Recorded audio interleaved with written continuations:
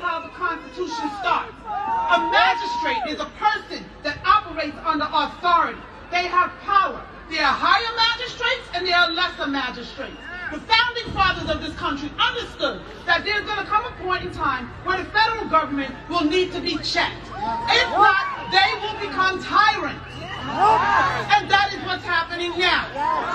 So, the Declaration of Independence says that everyone, by virtue of being a human being, has the right to life, liberty, and the pursuit of happiness. The federal government, too, their purpose is to protect the rights of those citizens, the rights of us to our life, liberty, and pursuit of happiness. The third point of that document is if they fail to protect its citizens and enforce those rights, the citizens have a right to revolt. Do you understand? We have a right to resist, and we have an obligation and a duty to do so. Do you understand? You understand when it says a duty to step between a tyrannical government and its laws? They are coming for our children. We cannot sit down. No. Every great leader knows, every one of them, even the bad ones know, that if you want to affect the country, you go for its children. When in the world do we start using children as bulletproof vests for us? Yeah. When in the world do we start testing things on children? Legal shield. They come for us first. And when you come for our children, you have started a war. And they have declared war. And we are answering to that war. We are magistrates. And I need you, each one, reach one, and teach one. Do you understand? As a magistrate in this country, the United States government, our local leaders have to answer to us. The 9th Amendment says that any rights that are not enumerated in the Constitution are reserved for the people. The people. I don't want to hear that mandates are not enumerated in the Constitution, because for the fact that it's not enumerated means that that authority and those rights go to us. Every one of these mandates are illegal. Every single one of them.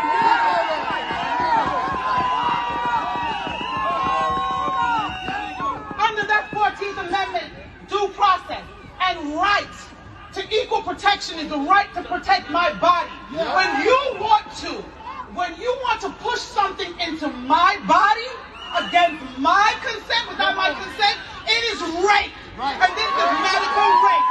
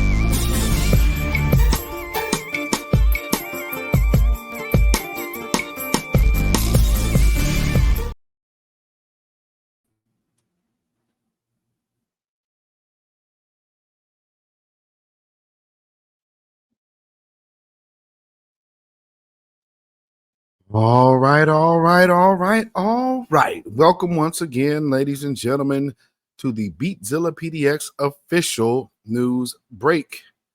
the midweek report edition. And hopefully everybody is doing well. Hopefully everyone is doing well.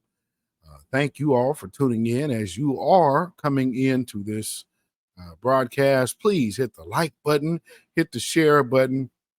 If you have not already subscribed to this channel, you could do so now by subscribing, and also hit that notification bell, hit the word all. That way you'll be notified anytime this channel goes live or a video is uploaded or a video premieres. So I think with that being said, of course, you see what we are talking about on the screen. And of course, you see in the title, Jacksonville's Societal Indictments. And we're just going to simply discuss the truth here this evening. Let me fix this real quick. All right. Okay, so with that being said, recently, with the events that also went on over the weekend in Jacksonville, we also know that it was 60-year anniversary for the March on Washington. And which a lot of people forget about, the purpose of the Poor People's Campaign. You're talking about coming to get that check. So they revisited 60 years later to not talk about the check at all. Instead, to pretty much invoke everything else but the check. And that's pretty much how we've seen. So I guess first off, before we get to the Jacksonville piece, we first have to actually identify the first thing going into this weekend, which of course would be the 60 years of since the March on Washington. Now, with that being said, there is or was a march over the weekend, which obviously has been overshadowed by the current situation in Jacksonville, to where anti-Black racial hate crime was committed against 3 innocent foundational Black Americans, as far as I know. So, but Black folks nonetheless, at a Dollar General in Florida. With that being said, this individual that they've already, as you guys have probably already seen the police speak on it, this was absolutely a racially motivated crime toward simply one group, Black folks. And of course, when they're doing that, that really means us. You're not going out of your way to single out immigrants. That means those who have the lineage going back to the chattel slavery here in America. And then, unfortunately,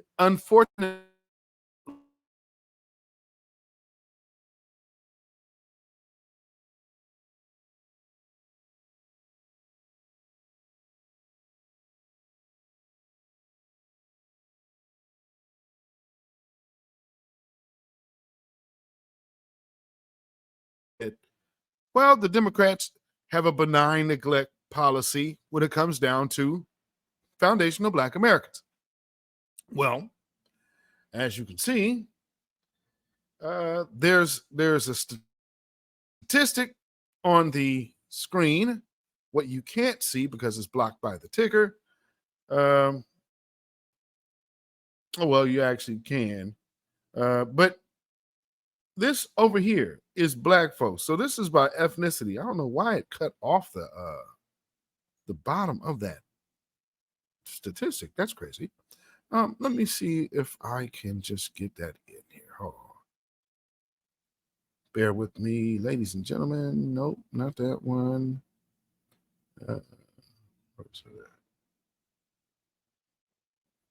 How am I looking at that here? Oh, never mind.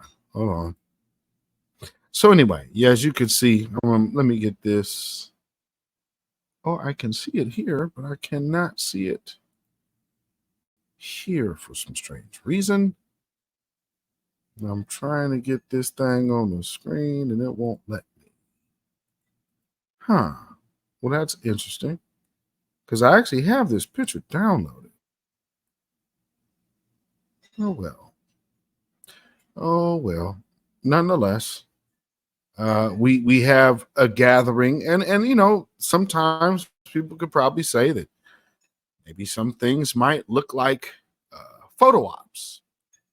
So out there, in Jacksonville, there's some things that probably could be considered to be opportunistic. Here's the mayor, and if you notice, there's this black woman who is standing right by her. She has something written on her shirt. See if I can get this in here. Let me get this in here. So yeah, if you take a good look, so as you know, the mayor spoke, and then clearly as you see, the governor Ron DeSantis, he spoke, and for some reason, this woman right here is standing smack dab in the middle of the screen while everybody else is kind of there in an orderly fashion, representing her Stand with Black Women shirt. And, not really sure what message she was trying to send in the moment, since I believe there's 2 men that got gunned down and 1 woman. So is this negating? Okay, anyway. This just appears to be more of the same when it comes down to the gender war situation. But nonetheless, well, let me see if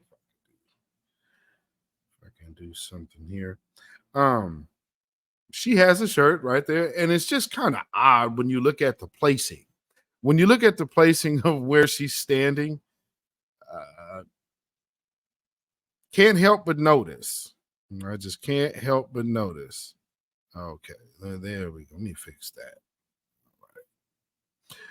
That she is prominent and she's standing out in front of everyone else. Everyone else is kind of in a certain particular line or fashion, right? But here she is standing in front. So obviously it's set up to where she's supposed to stick out. Clearly, you could kind of picture that for yourself. But with that being said, obviously, look, if I was a betting man, I would say you would probably expect to see her turning up in some interviews here shortly,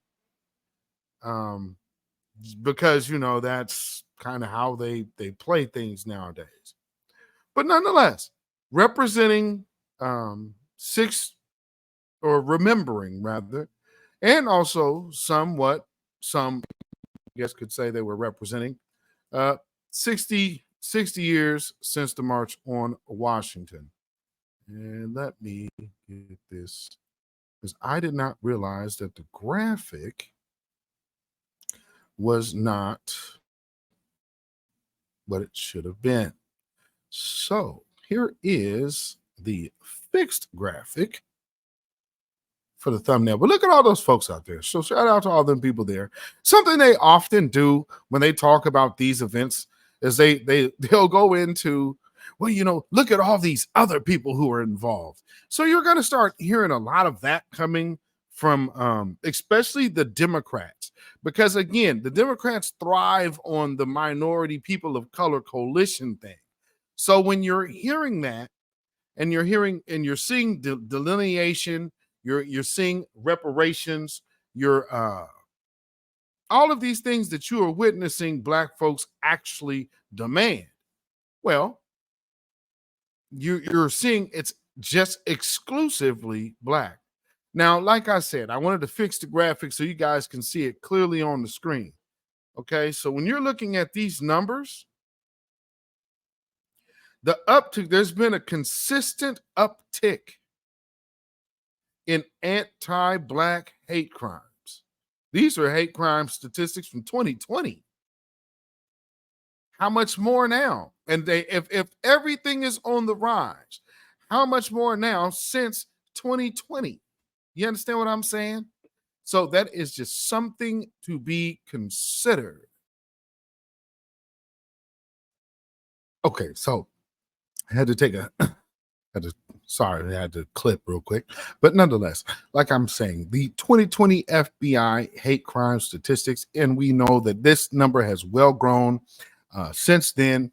It's been a consistent uptick, but nonetheless, we all hear that anti-Asian hate crime is on the rise, anti this, anti that. We don't even see the LGBTQ on this list as even rating.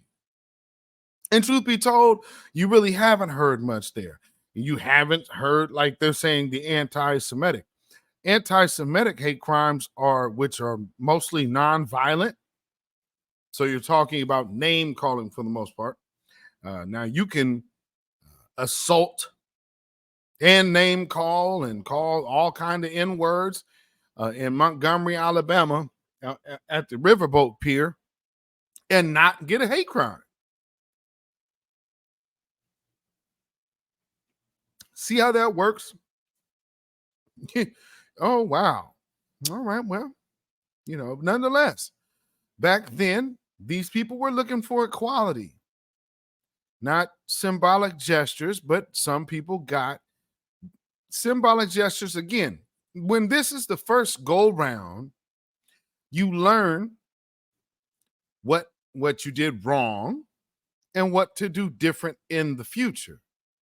If you'll notice, what they keep consistently trying to do is send us in a backwards direction and say, hey, let's look back at what worked 60 years ago. Let's not look towards the future. Now, you heard Dr. King. He was looking for the future for his kids. His kids have grandchildren now.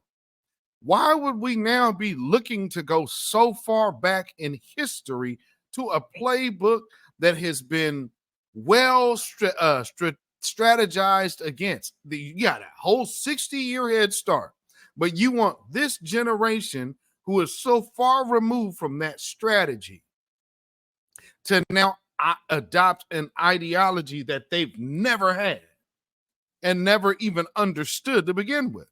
So these are the things that we have to take into consideration when talking about going back to the civil rights era, civil rights generation, and we have to look at what we did back then and how do we change things now.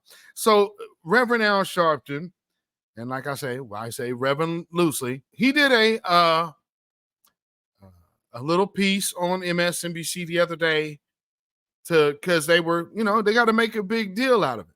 Because again, also understand with the reparations push and the rally last year, they have to now make some noise about voting versus tangibles.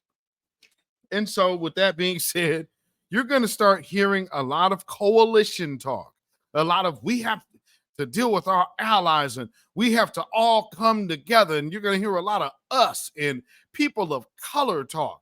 Well, without further ado, family, and I'm going to play the audio, and I will be playing some videos tonight, but this one, I'm just going to play the audio because I'll have to go through it so long. But nonetheless, let's hear how it goes. And host of MSNBC's Politics Nation, Reverend Al Sharpton, the CEO of the Anti-Defamation League, Jonathan Greenblatt, and Andrea Waters King. She, along with her husband, Martin Luther King. Yeah, just real quick. Did y'all catch this name, though? Politics Nation, Reverend Al Sharpton, the CEO of the Anti-Defamation League, Jonathan Greenblatt. And okay, so I just want to show you the screen so you can get an idea of what you're hearing. Anybody remember this guy in the middle? Jonathan Greenblatt? He's the guy who was always targeting Farrakhan and the Nation of Islam and basically always trying to dictate to black people who they should listen to and who they should not listen to. Yeah, that guy right there in the middle. So now all of a sudden, boy, the optics of this are great. On the left, you have Reverend for a check, Sharpton. And on the right of him, you have the wife of Dr. Martin Luther King Jr.'s son, which I found kind of odd, but nonetheless, here we go. Andrea Waters King, she, along with her husband, Martin Luther King III, are the co-leaders of the Drum Major Institute, a nonprofit community action group founded by Dr. King. Rev, just an extraordinary lineup. Tell us about it. Well, when Andrea and Martin and I talked about doing the commemoration, we said it really was a continuation, because we have seen in the last several months hate crimes go up against blacks, against Jews, against Asians, against... What? Against who? Here we go. We said it really was a continuation, because we have seen in the last several months hate crimes go up against blacks, against Jews, against Asians, against Latinos, against LGBTQ. We've seen affirmative action pretty much suspended. Women's right to choose. Latinos.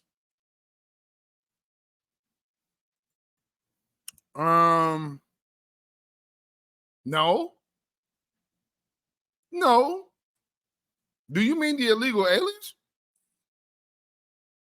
Talking about Latinos have been discriminated against. What? Or either, what were you talking about, the hip hop argument? I'm confused. What is he talking about? Wait a minute. Oh, Latinos have been there's been hate attacks on Latinos here lately? Where?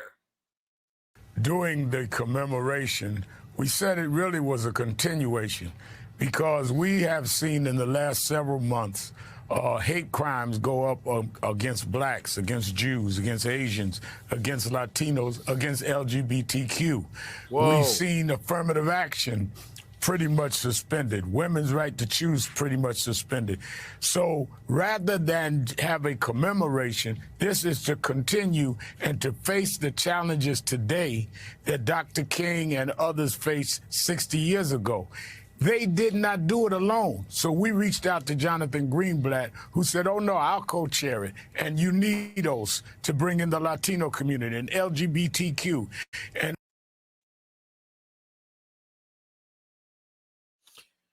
did you hear the buffet, the smorgasbord of other people's interest that you decided to bring in when it comes down to our historical mark in America? One of them. Now, all of these different, none of these groups have anything to do with this. None of those groups are out there, Al. Here's old school pictures. None of those people to whom you're mentioning are out there with these people for their civil rights. See all of that. Oh man, there was so many. Yeah, you could find a little bit of salt sprinkled in all that pepper, but it ain't much. And to overhype that and overplay that is crazy.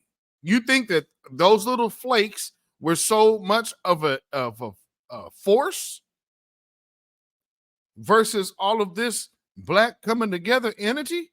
You out of your mind. You are out of your mind. But nonetheless, I just, can't help but look at what's on the screen so they know that they're representing the March on Washington.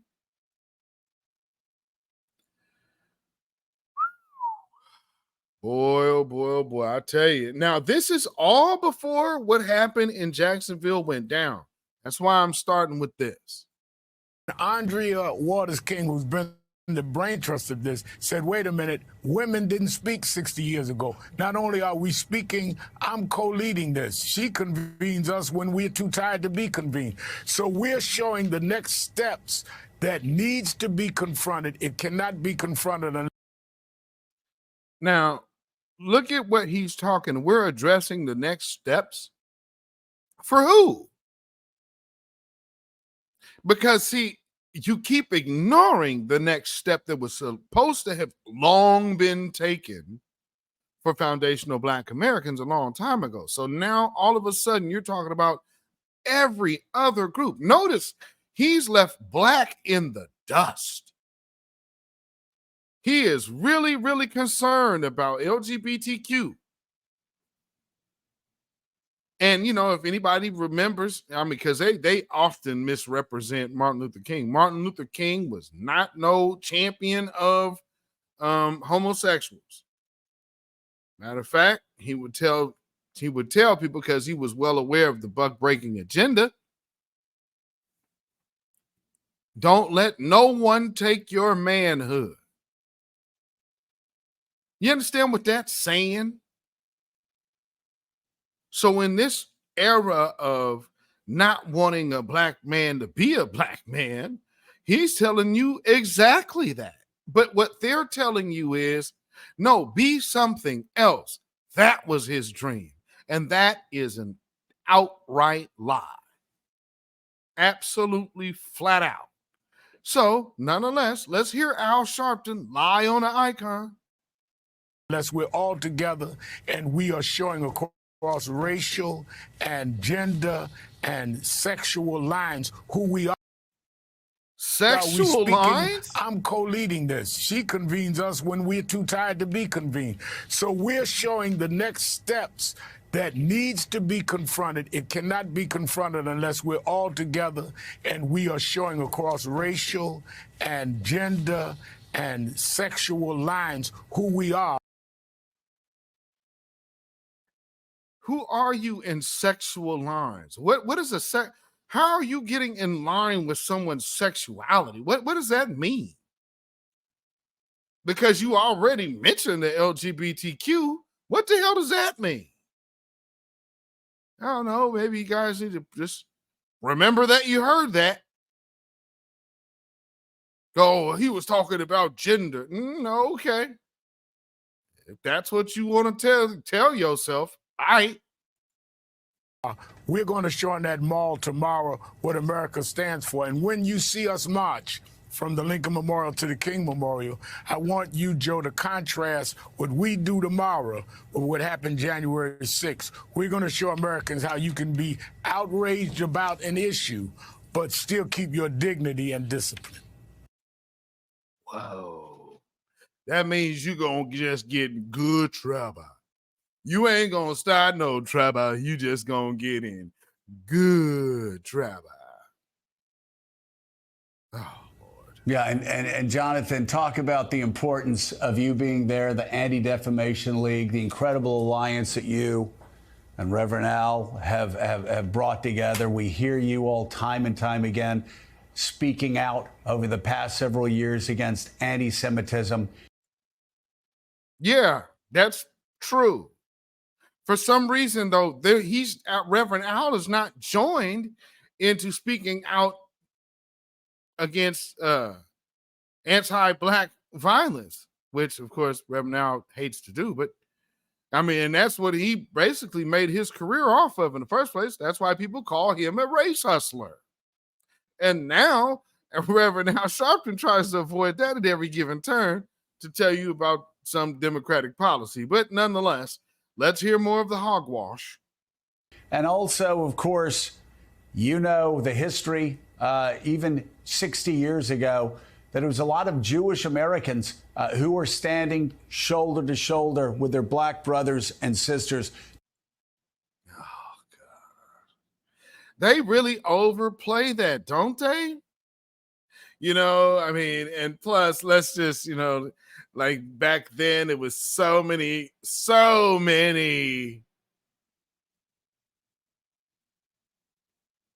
little hat people that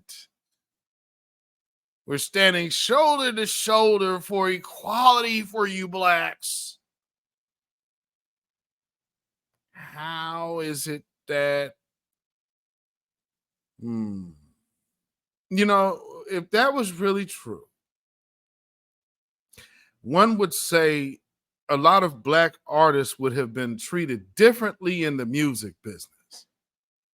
But that's a conversation for another day. Anyway, let's hear some more of the main live stream media. Not only during this march, but during the civil rights movement. You're 100% right, Joe. I think the black and Jewish communities have different histories, if you will, but shared experiences. We once were slaves too. We've both experienced marginalization and trauma, and the same forces of white nationalism, the same forces of evil that came for those 9. I would just, for clarity, when he says that they were slaves, just what slavery is he referring to? I could say you were in camps, Nazi camps. I definitely don't deny that, but that slavery part, which slavery are you referring to? That particular group, well, actually, it would have been a lot more than just that one particular group, since that's just one of 12 of that particular group when you look at the true actual biblical scripture genesis of it all. I mean, that's just a question I would ask. But I mean, hey, if you actually just point out what's in the Bible, then they might tell you, hey, you're anti-Semitic. Just questions. Worshipers in Charleston came for 11 worshipers in Pittsburgh. And so our communities have a long history. I mean, I'm proud. Man, boy, the grift is real. So black people are getting some attention alone. So I figured I would come in here and step on in and make sure that I hop on your backs and hop on any tragedy that I can that happens to your community and say, man, my community has went through similar things. And this is why we're always together and shoulder to shoulder. When it's time to sit up here and get you black folks something, here we will be. Oh, the camera's on you black people. Oh, man, where you go, man, and we always have been right there by your side, buddy. And our situation is pretty relative to yours. We come from different experiences, but we both experienced the same things, and so we have to come together to make sure we use you to get something for us. And then you got these old Negroes that'll be like, hey, okay, boss. Proud of the fact that Ben Epstein, who was the head of ADL in 1963, stood on the stage of the Lincoln Memorial, and there were many, many Jewish people in the audience. And it is a privilege for me to be there tomorrow with the Rev, with Andrea, and with Martin III. Because again, that alliance, that relationship between black and Jewish people continues. And so you will have Jewish people of all denominations, you'll have Jews of color, all there tomorrow, continuing the pursuit of the dream. Boy, that's really interesting, isn't it? That is really interesting. I mean, because this time last year, we were pretty anti-Semitic in the black community. I mean, black community isn't saying anything about all this anti-Semitism coming from the black community. I mean, but man, now all of a sudden, we got such a great relationship, really? I thought just like with the Asians, though. I mean, boy, you guys are anti-Asian hate crime, and Well, it's kind of funny that, the anti-Semitism coming from the black community, and both of those communities got laws and policies from Joe Biden. Imagine that. But nonetheless, this is what's happening. I'm going to go through a little more of this, and then we're going to get out of here. Andrea, congratulations on putting this together. 60 years later, I'm reminded that it took less than a year after the March on Washington before the Civil Rights Act was signed into law by President Johnson. Yeah, because black folks was turning up and pull-up summer, and the pull-up era was full and underway. So let's not leave that out. What are the challenges right now that you see 6 decades later? Yes, we've made so much progress in all that time, but what work still lays ahead in your view? Well, we have seen progress, but we've also seen in recent years regression. We have seen the women's rights to choose being taken away. We've seen voting rights, the crowning achievement of the civil rights movement, actually being erased.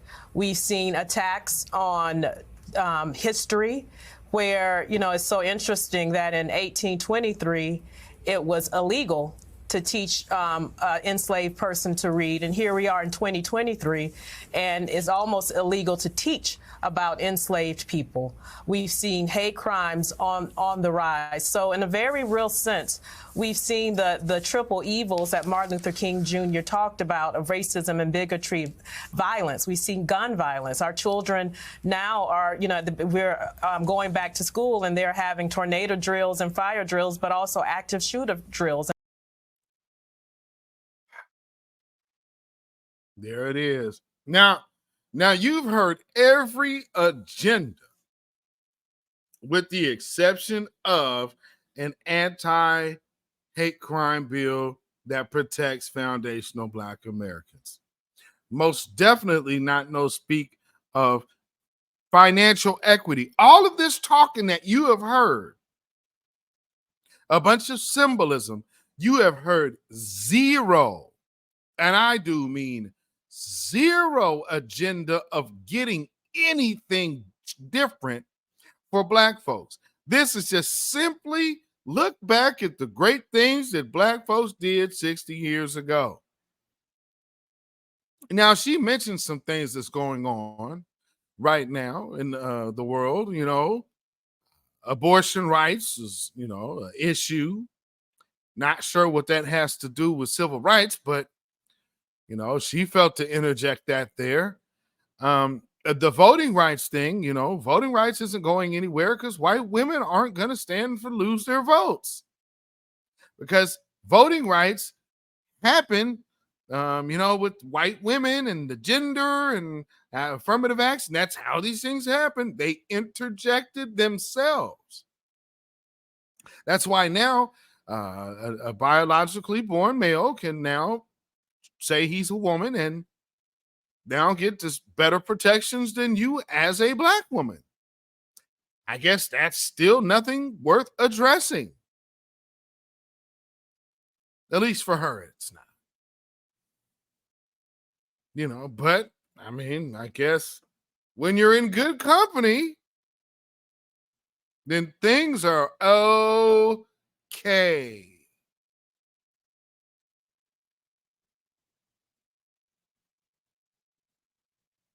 Just let that sit on the screen for a minute. Just let that optic just marinate in your spirit. Tomorrow, the 60th anniversary of the March on Washington.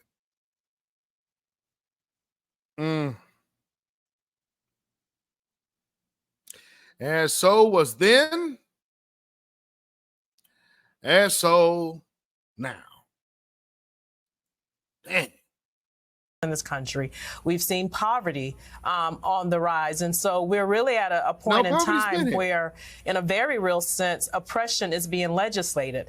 A lot of the attitudes and beliefs that I used to monitor and research when we worked on the Ku Klux Klan and neo-Nazi under Reverend C.T. Vivian, I'm actually seeing 25 years later, a lot of these philosophies being codified and passed into laws all across our country. You know, one of the things that is important. Kind of interesting, though, you know, since you have a full administration and you have the Black Caucus there. And so how is all of this stuff going on without being combated?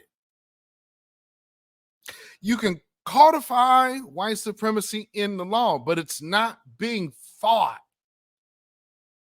Where are all the... So I hear what you're saying. I'm glad that you were monitoring it. Now, why aren't the Democrats doing something about it? Is that when Dr. King and others marched 60 years ago, it was unity among those legacy organizations. It wouldn't have happened without the oldest civil rights organization thorough in the country, and that was the NAACP, led by Roy Wilkins at this time. And tomorrow, Derek Johnson, who leads it now, and the organization is even stronger, is part of the leadership and will be speaking and has helped to guide us. Derek, thank you for coming on with us for this call. Talk about the importance of dealing with not only a march tomorrow, which is a call to action like the march was 60 years ago, but the follow-up for legislation and real systemic change that you emphasize not only in all of our meetings, but even in casual phone conversations. You said substance without symbol, Rev, is not going to get us there. Now it sounds like, see, now when you hear that, it sounds like he's about to say something very good, right? Okay, well, let's hear what this brother has to say, because he told them in backroom meetings that, you know, symbolism and versus substance, you know, it just ain't gonna get it. Okay, well, all right, you know, that's a familiar talking point. That sounds like you're saying that tangibles need to be there. All right, well, let's hear what this brother has to say about tangibles. You know, at the end of the day, elections have consequences. So as we gather tomorrow, we're going to leave that march recruiting over 300,000 volunteers in preparation for the 2024 elections. I am proud to watch the DA in Fulton County, Williams, and what she's doing. But she got in office as a result of the elections. We are all saddened with what we see with the former president. Now, who remembers the DA before Fannie Willis? And this is who's speaking, by the way. But who remembers the DA before Fannie Willis?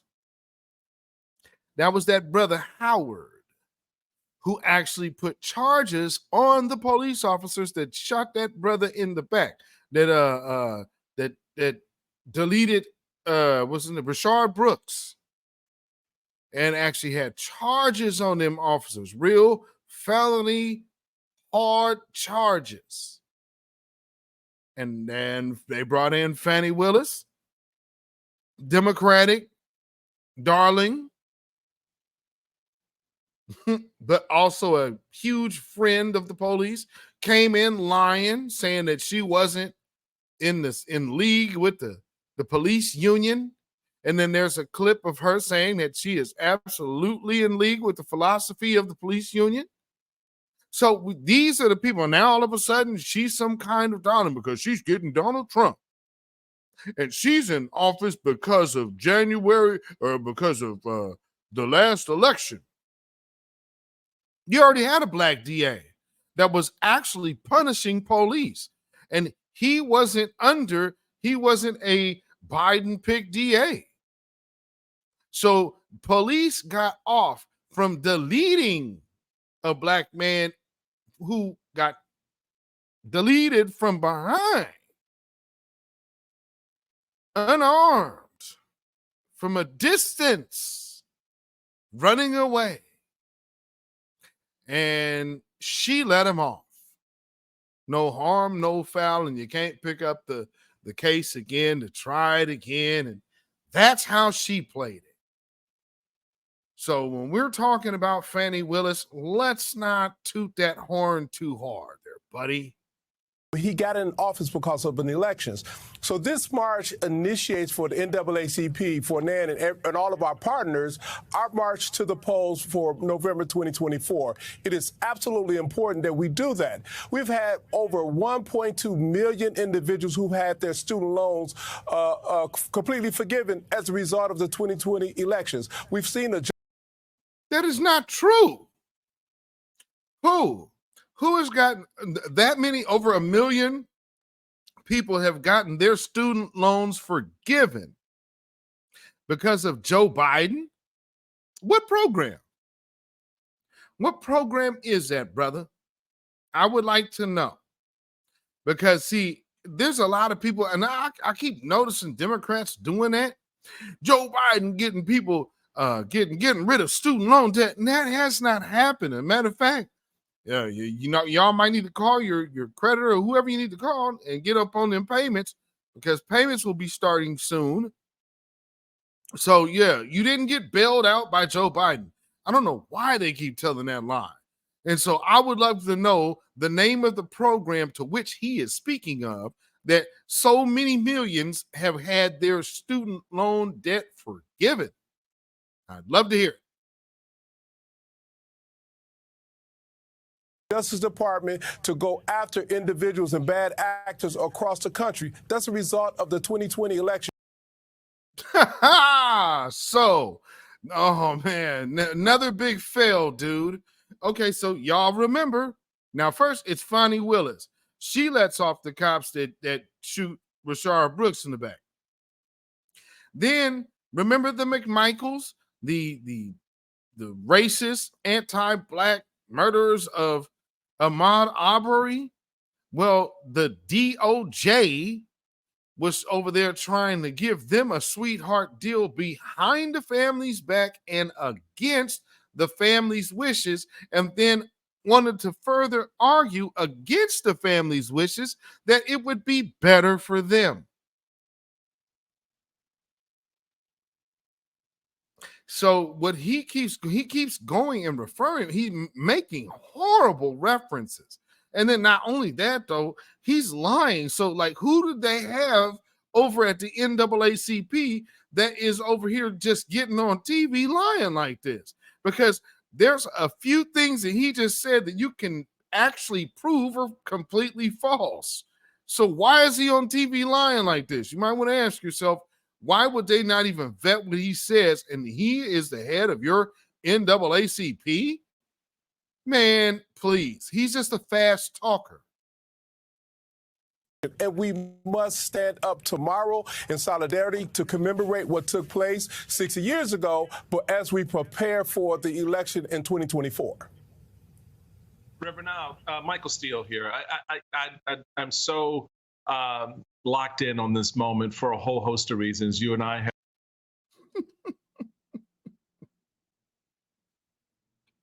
They ran the gambit. So let's just go get a conservative old coon. Let's go get the conservative old coon and throw him out there. Reverend Al, we haven't always seen eye to eye, but this is so major and important. This is how the game is played, ladies and gentlemen. As people know, been on the battlefields many a time, but we've always stood shoulder to shoulder when it comes to a moment like this, where, you know, as African-American men, we recognize the importance of why our voices in the context of the conversation is necessary. When you think about the action tomorrow, which is the march, and you think about, it was just referenced, the upcoming election, you have a lot of Americans who I still think don't get that connection. They've almost been disconnected from what happened on the Mall 60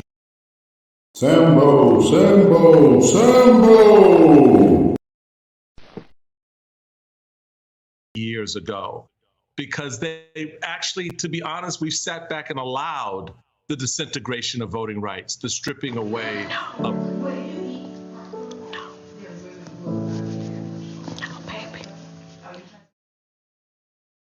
prosecution of LGBTQ.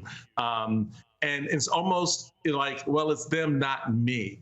How do you connect Americans, not just through the symbolism of the march tomorrow, and the recollection of 60 years ago and recounting Dr. King's words, but actually make this real for the American people now, and understanding what, not just what you may lose, but what you've already lost. Well, first off, I would have to say to the old Negroes at the Democratic Own Party, your stuff, little girl. Own it. Okay.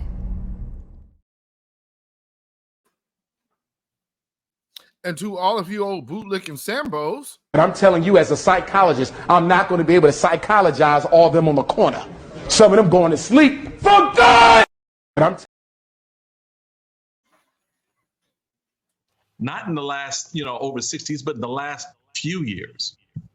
When you look at the fact, and I tell people this every day, as does Jonathan, as does Andrea, as does Derek, that we are all outraged at losing affirmative action, losing women's right to vote. Well, everyone in our community that said there's nothing to vote for in 2016, you put those 3 conservative justices on the Supreme Court. now, who y'all think he talking to on this one? Now I'm gonna let me go ahead and let Al get his issue on this one. Now, let's just let him run. Not in the last, over 60s, but in the last few years.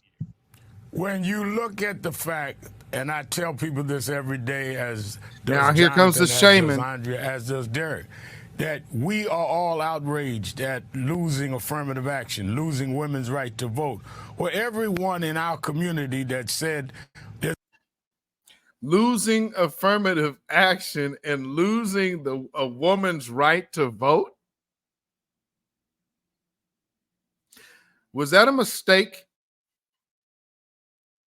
Because it's funny that he's talking about a woman's right to vote. Remember when I told y'all, like, don't even worry about getting into that voters' right conversation because white women ain't complaining. And that's why I said, because the Voters' Rights Act also involves women's rights to vote. So you can't harm one without the other. And I don't think white women are allowing themselves to be taken out of the frame of voting at all. So, we're good, Al. Our vote's good. We don't have to worry about that. We got it. there's nothing to vote for in 2016, you put those 3 conservative justices on the Supreme Court. You are the ones that decided that it was all right for Trump to become president. If you didn't like that, Damn straight. Better than this person you got up here now, and most definitely better than Hillary Clinton. Boy, oh boy, oh boy. Listen up. Yeah, for those of you who thought you could see, this is the Stern talking to us honorary Negroes who refuse to just get on the plantation and vote for Joe Biden. That's all this is. See, now y'all over here making it hard for us, and I don't know what's wrong with y'all. You see, y'all now see, this is what you want to do. He's basically pulling a Roland Martin. He is pulling a Roland Martin, y'all. You'll see when you said this, y'all stupid fools. Nothing to vote for in 2016. You put those 3 conservative justices on the Supreme Court. You are the ones that decided that it was all right for Trump to become president. If you didn't like that, when you went around with the myth that there was no difference between Hillary and Trump. Well, the difference was the Supreme Court. The difference was 200 federal judges. The difference was, as Derek just referenced, that Fannie Willis became the DA and Alvin Bragg in New York. So two black figures that haven't done anything for black people. Matter of fact, giving soft charges to the offenders of black people, to the assailants of black people, or at least even attempting to. And that's what that vote did in 2022. And let's just be clear. You got who you wanted in office. So we don't have to talk about no Trump. We could talk about the person that you got right now. You have who you wanted in office now. Why am I hearing about Trump and these justices? Huh? That don't even make no sense. And again, blame your party for having that woman sitting up there on that court so long until she croaks. So you didn't have any time to place nobody. That went to someone else. It didn't have to. So that's a failure of the Democratic Party. Don't sit up here and look to no black voters that did not support your failures. And while you now see again, all of this talk right now, oh man, this sounded really sweet on Friday. This is Friday, night before. Saturday, boy, oh boy, did this thing turn on its head. At the same time that it is a process that is frustrating sometimes in that it's a step-by-step process, you cannot allow them to push backward because they take advantage of that. And what we've got to do at not only the march but in the follow-up is tell people we have got to keep our eye on the prize and our hand to the plow because they take advantages of going back. See what he's doing? Al Sharpton, shame on you. Being Democrat is not what being black is. And that's you. So you hear the way he keeps framing it when he's talking to black folks, as if your only option as a black person is being a Democrat. You have nothing else out there for you unless you're going to think and do and bleed Democrat. That's insane. What's wrong with this dude? Nonetheless, that's Al Sharpton for you. And that's how he gets down. And so,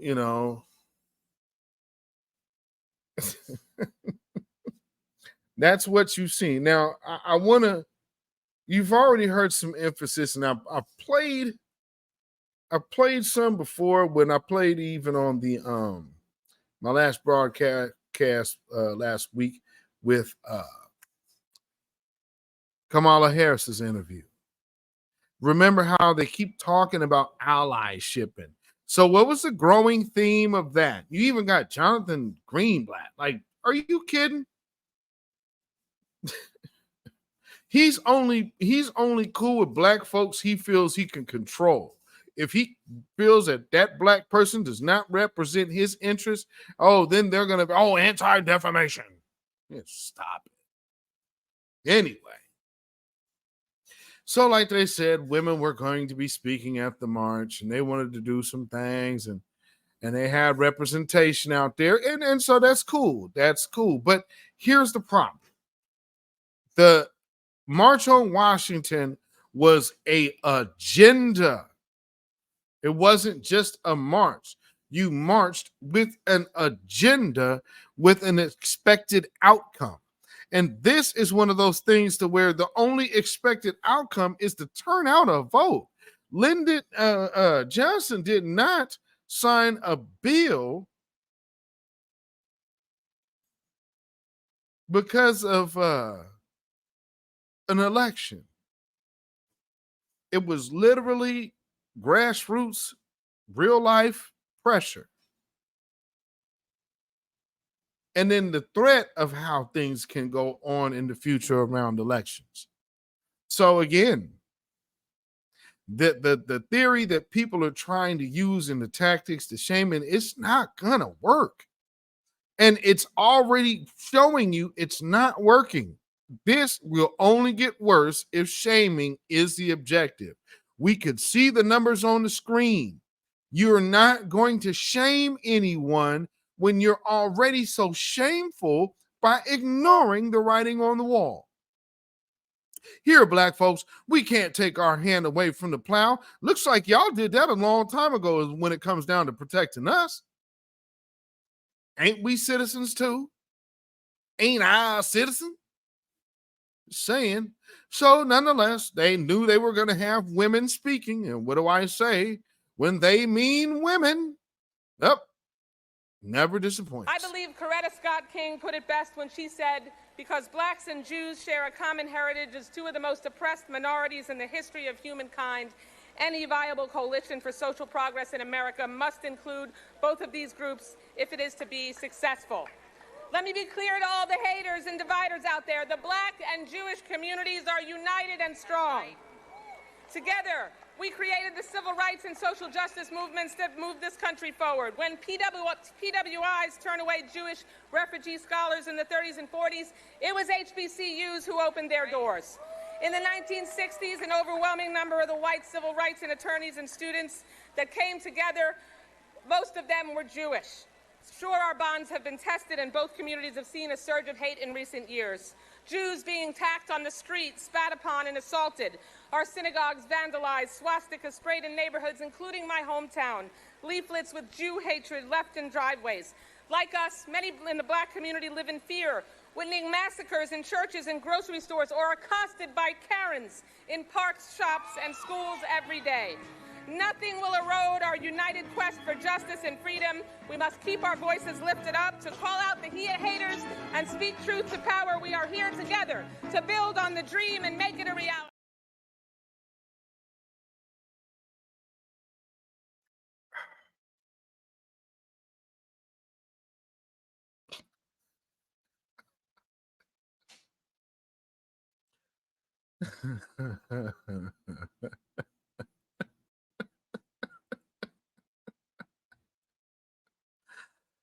Oh man, there's some things to unpack in this.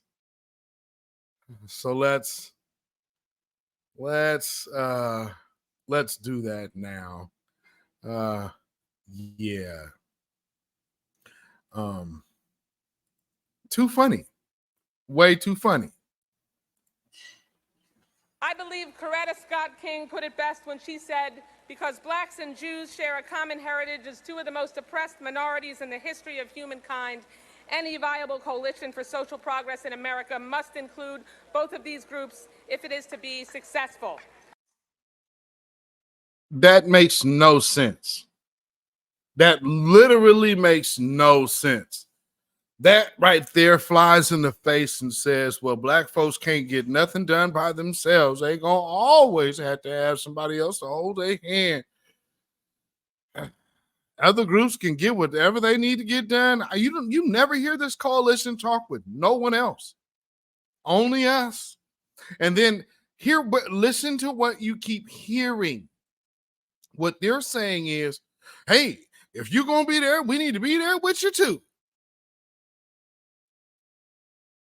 Let me be clear to all the haters and dividers out there. The black and Jewish communities are united and strong.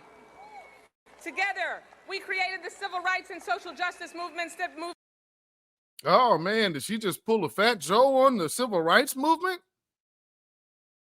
Let's hear that part again. What did she say? And social justice movements that moved this country forward. When civil rights and social justice movements that together, we created the civil rights and social justice movements. That's what I thought she said. And strong. Together, we created the civil rights and social justice movements that moved this country forward. When PWIs turned away Jewish refugee scholars in the 30s and 40s, it was HBCUs who opened their doors. In the 1960s, an overwhelming number of the white civil rights and attorneys and students that came together, most of them were Jewish. Sure, our bonds have been tested and both communities have seen a surge of hate in recent years. Jews being attacked on the street, spat upon and assaulted. Our synagogues vandalized, swastikas sprayed in neighborhoods, including my hometown. Leaflets with Jew hatred left in driveways. Like us, many in the black community live in fear, witnessing massacres in churches and grocery stores or accosted by Karens in parks, shops, and schools every day. Nothing will erode our united quest for justice and freedom. We must keep our voices lifted up to call out the haters and speak truth to power. We are here together to build on the dream and make it a reality. Oh, absolutely brutal.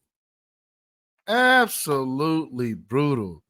And see, right now, you just got a bunch of people hopping out of here for photo opportunities. Photo opportunists. Oh man, it's a tragedy. So again, like we said, moving on to the tragedy that took place, the ambush, the racial deletion of our brothers and sisters out there in Jacksonville, Florida, by this another young, crazed with hatred, wannabe white supremacists who wrote a manifesto, made sure that everybody knew what and why he did what he did. And I'm glad that he actually did, because no one can spin it. Although they're really trying to. They're definitely trying to. And again, we got to start treating these people like them people on the corner. Like, when Dr. Umar says that, hey, we ain't going to be able to do nothing with them folks over there, family, I'm going to need you to start looking at these Biden sexuals the same way, because this is just what it is. Everybody ain't going to make it. So, y'all believe Dr. Umar and what he said. Sometimes you just can't. Some people ain't going to just accept the truth. And with that being said, they're going to be asleep for good. And I'm telling you, as a psychologist, I'm not going to be able to psychologize all of them on the corner. Some of them going to sleep for good. And I'm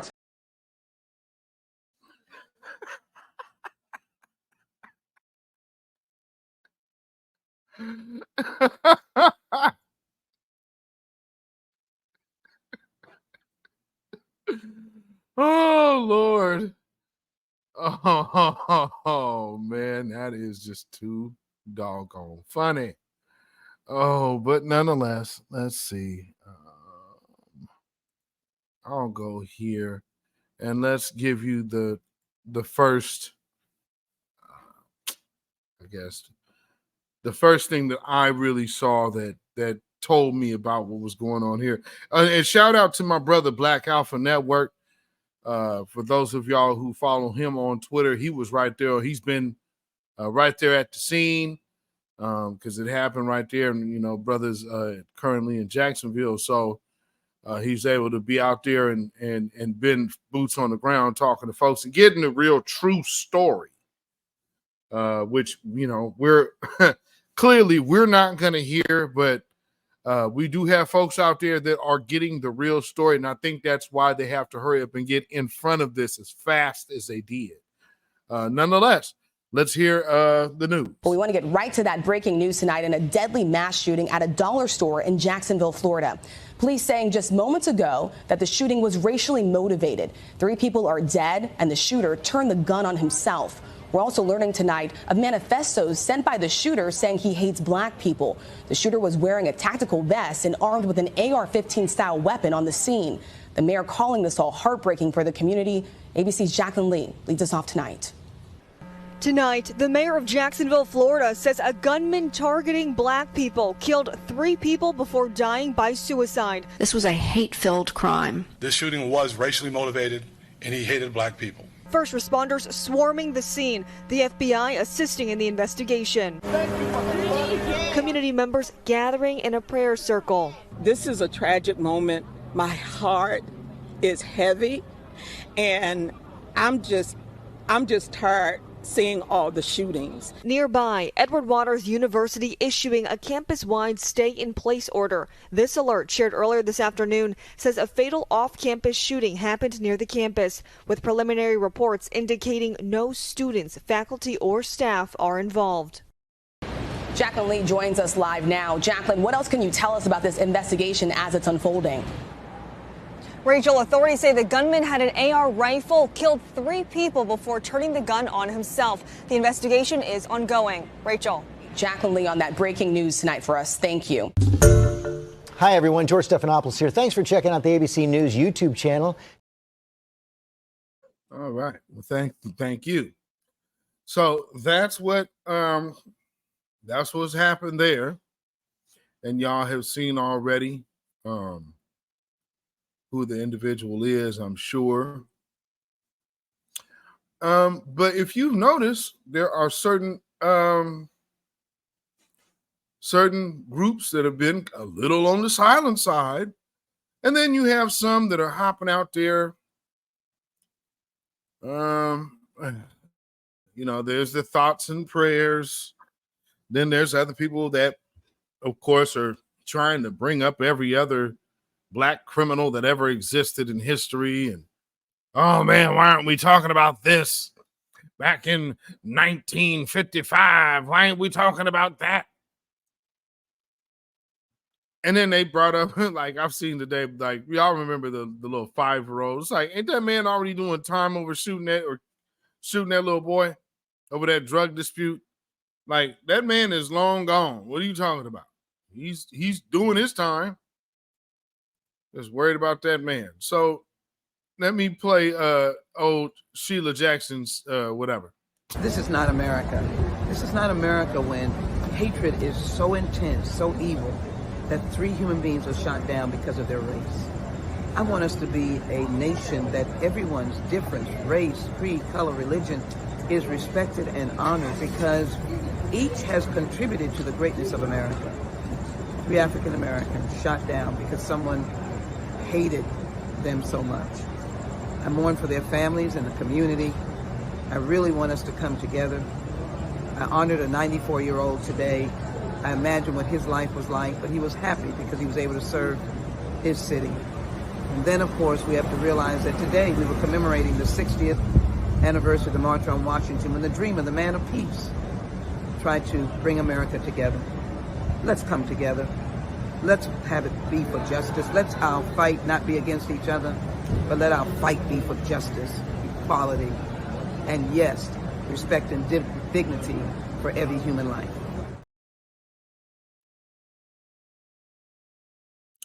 Oh, no, see, this is what they're doing. So, I mean, but you guys ain't doing as much as signing a petition as a unified body against DeSantis down there in Florida. Although, I guess because all of your attention is on Donald Trump. And over the past weekend, I've just wanted to sit back and kind of observe the entities that were normally Trump this, Trump that every day. An apple fell out of a tree and hit me on my head. It's Donald Trump's fault. I wanted to see how much those people were going to be coming out of the woodwork to basically either say that or especially throw Ron DeSantis under the bus. And interestingly enough, none of that has taken place. Imagine that. I mean, it's just kind of odd. Oh, maybe it's me. I don't know. But I just find that a little bit strange. And then so I wanted to also see some of the statements that would be released as well. I wanted to know what that was going to look like. Well, President Biden, he gave one. And actually, I'll do this one first, since this is the one closest to the tragedy itself. So this is a press release, date August 27th, 2023, Duval County Democratic Black Caucus. So this is their press release about the tragic shooting in Jacksonville. In the wake of the heart-wrenching shooting fueled by racism in Jacksonville today, the Duval County Democratic Black Caucus stands resolute, with hearts heavy but determined in our unwavering opposition to all forms of racism. The DCDBC firmly believes that the progression from mere racial prejudice to resorting to violence with firearms represents a deeply distressing level of hatred and bigotry that shakes us to our core. Our hearts extend with profound sympathy to the grieving families and all those affected by this senseless eruption of violence born from the poison of racism. United in purpose, we stand unwavering in our commitment to eradicating racism from its roots. And we offer our earnest prayers for healing and justice to prevail ultimately. I don't know what that means, but since the assailant is deceased. And that's, anyway, I'll finish this first. As champions of progress, we fervently underscore the imperative for rigorous gun reform in our state. This is, you went on to say so much about racism and dealing with racism and the poison of racism. And then when it comes down to talking about what you're going to do about it, you're over here jumping right back over to rigorous gun reform in our state. We can pave a path towards a brighter, safer, and more equitable tomorrow for everyone by addressing the core issues and effecting substantial changes. There is no core issue of firearms. This world and planet has went to war with sticks and spears. But guess what? They still went to war. So it's not the gun. That whole sentiment is just ridiculous. And I don't believe anybody should be dictating what anyone else needs. I do not subscribe to that. Now, here's the next the next heartfelt speech about what happened here. And this comes from the one that they want us to vote for next go around for the Democrats, because if we could get to House, then he'll be the first black majority speaker of the House and blah, blah, blah. So it's another pointless symbolic gesture that means nothing to the masses of black people out here other than having a do-nothing Democrat with a black face sitting in a job that has nothing to do with us. Let's see. Hakeem Jeffries, Democratic leader. The racist shooting in Jacksonville is the inevitable consequence of reckless public officials who coddle right-wing extremists, whitewash painful parts of our history, and flood our communities with weapons of war. Hate crimes, anti-Semitic attacks, and anti-Asian violence are on the rise. Wow.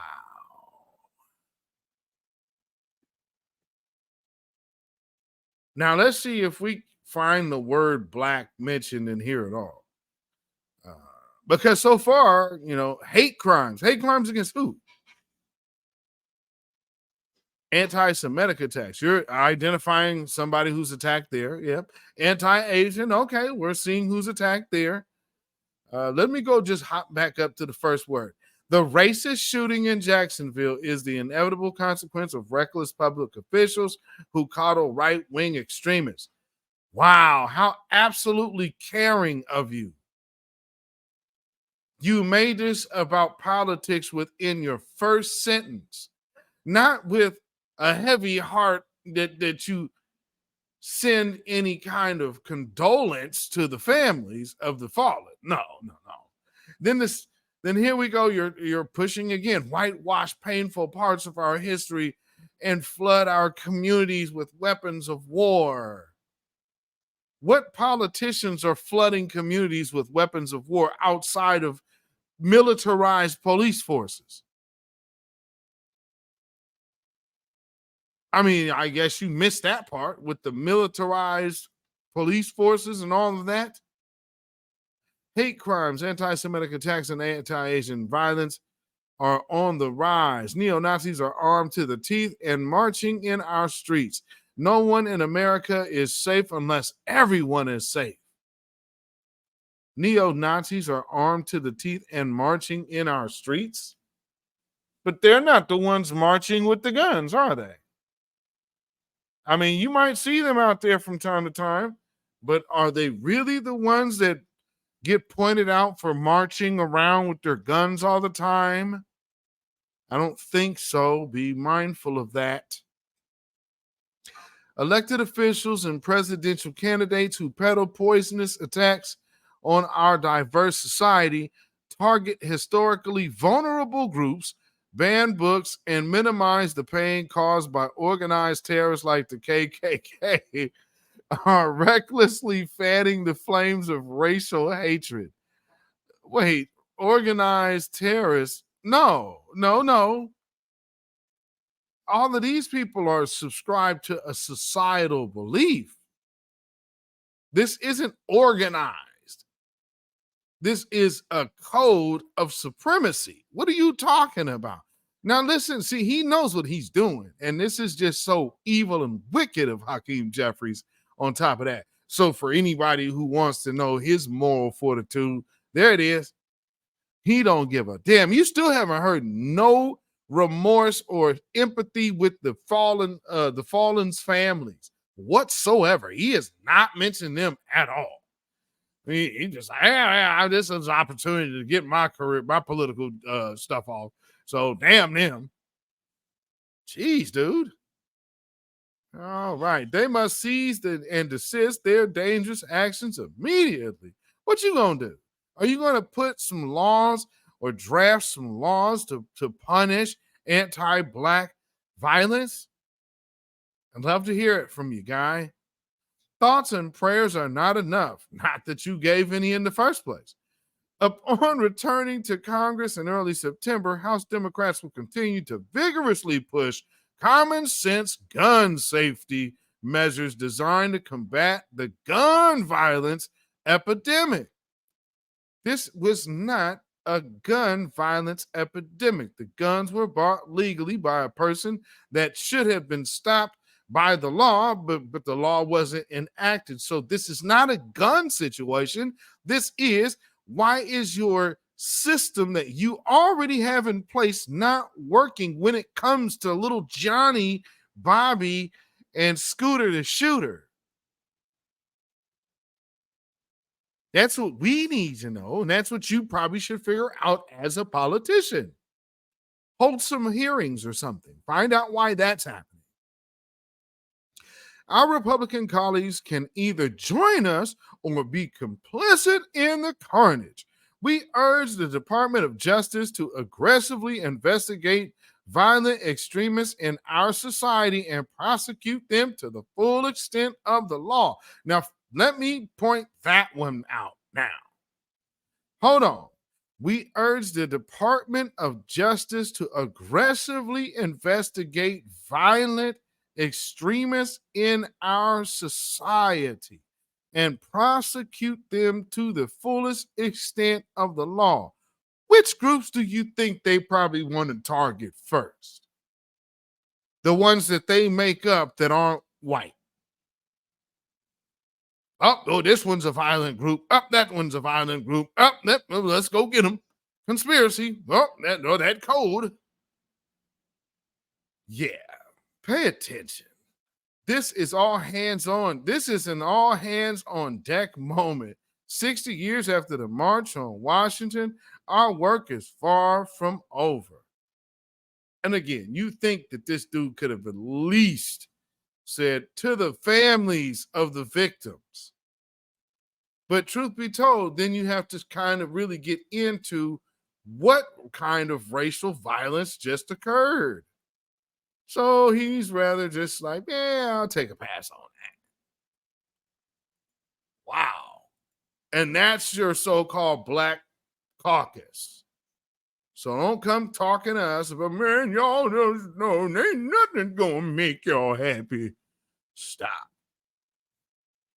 Okay, so this one's all the way from the head honcho himself.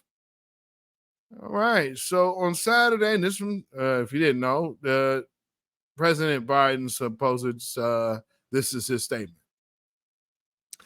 On Saturday, our nation marked the 60th anniversary of the March on Washington, a seminal moment in our history and in our work towards equal opportunity for all Americans. But this day of remembrance and commemoration ended with yet another American community wounded by an act of gun violence, reportedly fueled by hate-filled animus and carried out with 2 firearms. Another American community? What kind of identification is that? Can you ever remember anybody talking about black folks as as another American community?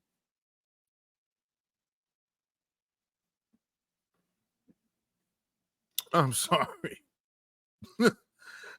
That ain't one I've ever heard of. Oh, wow.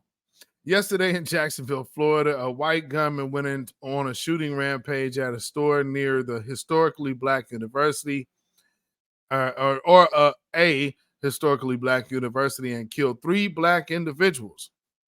Well, at least he can actually say what they were, more than I can say for Hakeem Jeffries. While we still need to learn more about the motivation for Saturday's shooting, law enforcement has opened a federal civil rights investigation and is treating this incident as a possible hate crime and an act of domestic violent extremism. Again, that's kind of like, do you know, this is like this is one of the biggest empty gestures, or like more like somebody making fun of black folks on here. Like, oh, you guys always want hate crime charges, huh? Oh, well, he offed himself, so let's go ahead and open up a hate crime case on an investigation on this. I mean, so this is really actually a diss, to be quite honest. Like, oh, so a black person gets jumped while being called the N-word nonstop, or a black woman gets shot through a door by a racist neighbor that's calling their kids the N-word and assaulting kids, but none of these people are getting hate crime charges. That's amazing. But here it is, this guy just conveniently offs himself, and wow, lo and behold, within 48 hours, you're already opening up a federal hate crime case. Really? It sure took a hell of a lot longer for the McMichaels to even come up to that one, though. And that was on videotape. Imagine that. Anyway. Why we need to treating this possible? Okay. Even as we continue searching for answers, we must say clearly and forcefully that white supremacy has no place in America. We must refuse to live in a country where black families going to the store or black students going to school live in fear of being gunned down because of the color of their skin. Hate must have no safe harbor. Silence is complicity, and we must not remain silent. Jill and I are praying for the victims and their families, and we grieve with the people of Jacksonville. But he still ain't gonna get no anti-black hate crime law. But he gonna talk real. Yeah, we gotta do something. We're gonna do something. We're gonna come together and we're gonna pray. We shall overcome. Oh, Joe Biden, just get him to go sing a Negro spiritual, I guess. They're gonna try to resurrect Mahalia.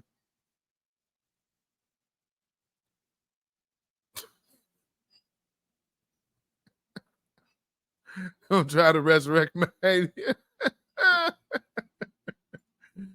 Oh, Lord. Oh, man. So just looking at how they're spinning it. And they have to call it a white supremacist attack now, but they really did not want to.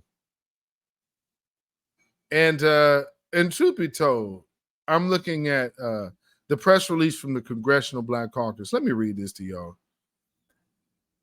And because it almost sounds like this was written by the same person, but I don't know. Let's see. It quotes, today, the Congressional Black Caucus is holding the entire Jacksonville community in our thoughts, and we extend our sincerest condolences to the families and the loved ones of the 3 Black Americans who lost their lives in yesterday's horrific attack.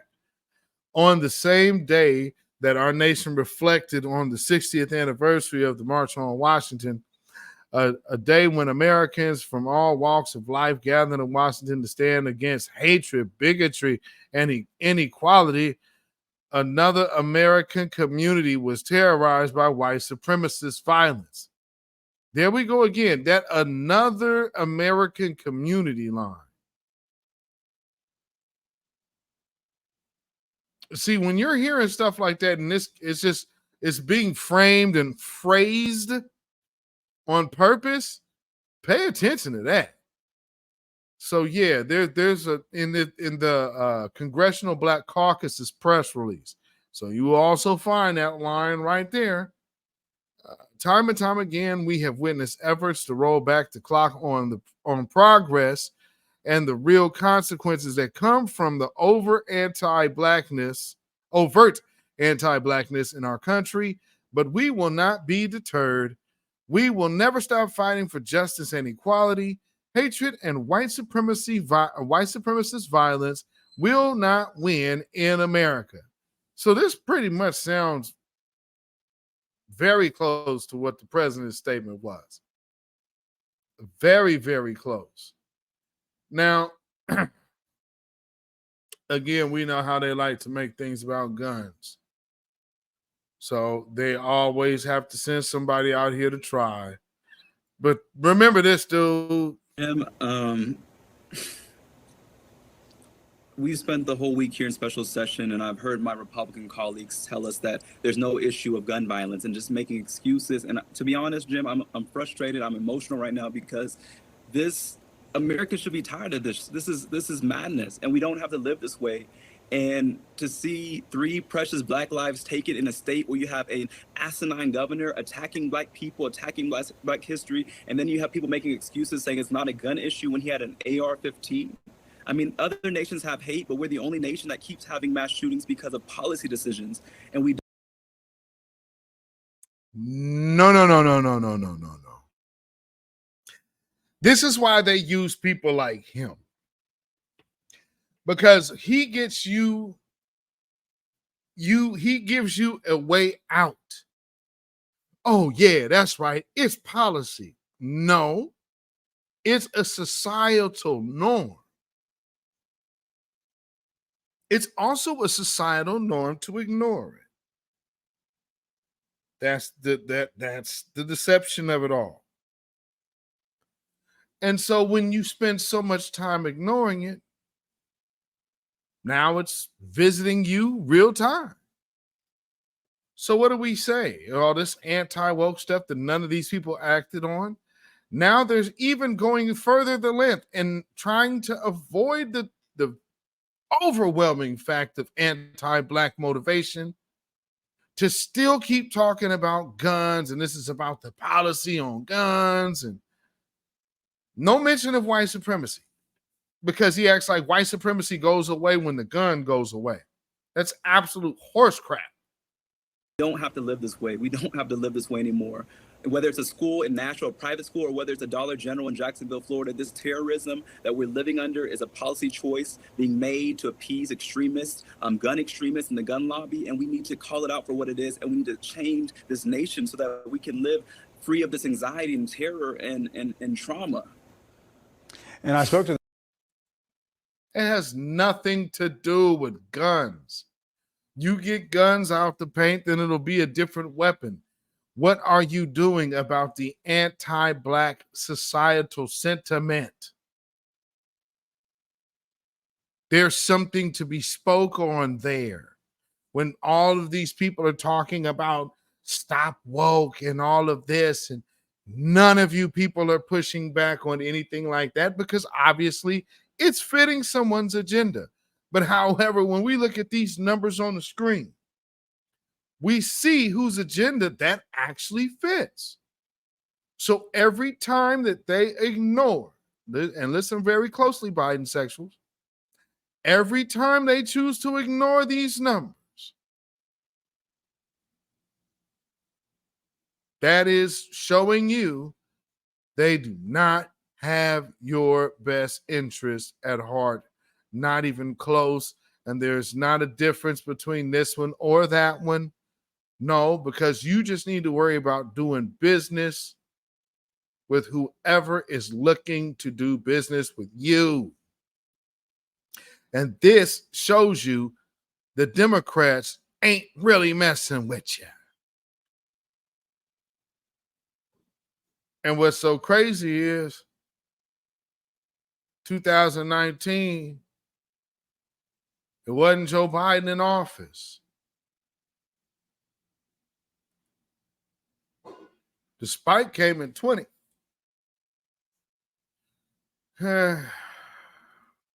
Make you wonder. Makes you wonder.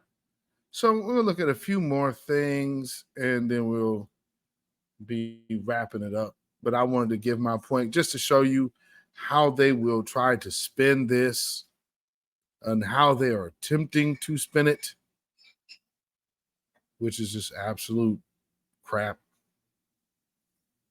But let me show you. Because even the right wingers, you know, they got to get out there and get in front of this. So they have to conjure up their bootleg preacher. And boy, oh boy, oh boy, oh boy, oh boy, where did they find this Negro here? I mean, yeah, classic. They got a classic one here, family. So let's hear how Reverend P.M. Smith of Huber Memorial Church, how he identifies this recent anti-Black hate attack. I'm in the inner city. This is making national news as a mass shooting only because the shooter was white, or if it had been a police officer. It would be mass shooting, racially motivated. I'm in Baltimore. We have a mass shooting every weekend. Friday to Sunday, there will be 3 or more homicides. Friday to Sunday, there'll be 10 to 15 non-fatal shootings. So my heart goes out. My prayers for the families who lost lives, and that includes the young man, the sick young man, call him another name if you want, the sick young man who did this. But I'm telling you, in Baltimore, in Detroit, in Chicago, in Philadelphia, in St. Louis, mass shooting, 3 or more homicides is normalized with us. Every week, there'll be 3. Sambo, Sambo, Sambo. Yeah. And I've been to all those cities, Pastor, even to your beloved city, Baltimore. I want to bring in the great Chief, James Craig. He's joining us well. Chief, on this day as the investigation has just started, you got a new sheriff, Republican sheriff that is there in Jacksonville, Florida, made history down there. He made it clear that it was racially motivated there. And how do you handle an investigation like this, sir? Well, you know, and Lawrence, thanks for having me on your show. I got to tell you, and I agree with your guests, it's tragic. We don't talk enough about the black-on-black crime. Sambo, Sambo, Sambo. Occurring in urban areas. You know, I've worked in Los Angeles, Cincinnati, Detroit for 8 years as a chief of police. Where's your family from? And mass shootings are not unusual. And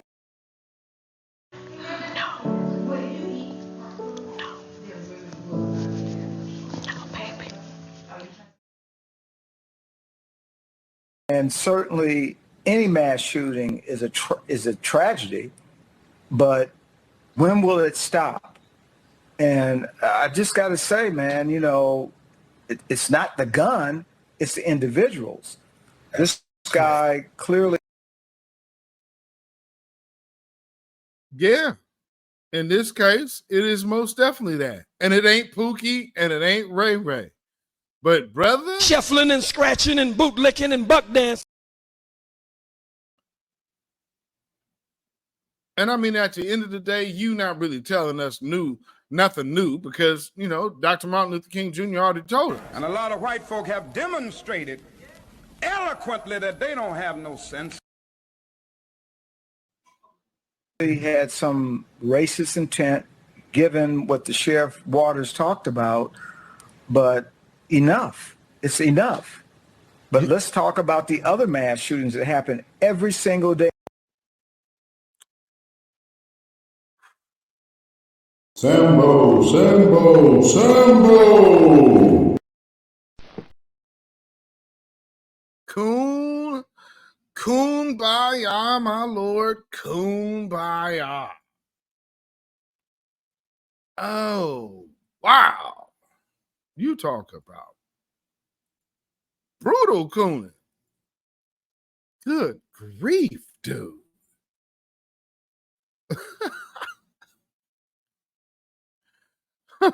Oh, man. So let me show you. Where do I want to go? Is it this one?